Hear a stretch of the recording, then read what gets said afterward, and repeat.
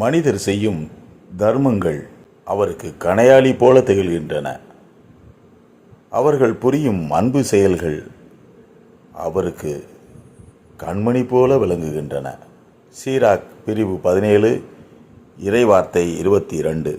இறையேசுவில் பிரியமானவர்களே, தவக்காலம் என்பது ஜெபம், தவம், தானம் மூலம் நல்ல மனமாற்றத்திற்கு நம்மை அழைக்கும் காலம்.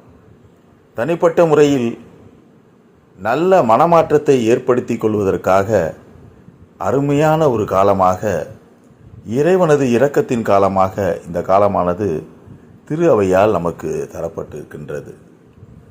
எந்த அளவிற்கு உடலை வருத்தி கொள்ள முடியுமோ அந்த அளவிற்கு உடலை வருத்தி கொள்ள வேண்டுமென்று தொடக்க திரு அவையிலே கற்பிக்கப்பட்டது. 40 நாட்களும் உண்ணா நோன்பிருப்பது, ஆலயத்திலிருந்து பல்வேறு விதமான தவ முயற்சிகளில் ஈடுபடுவது என்று தொடக்க காலத்தில் இருந்து படிப்படியாக மாற்றம் பெற்று தற்போது எல்லா தவ முயற்சிகளை விட மனமாற்றமே தேவை என்று அறிவுறுத்தப்படுகிறது.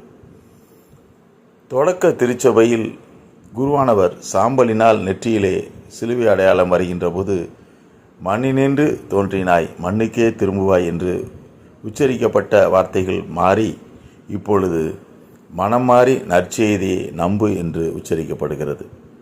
ஆகவே இந்த தவ காலத்தில் மனம் மாறுவோம், நற்செய்தியை நம்புவோம்.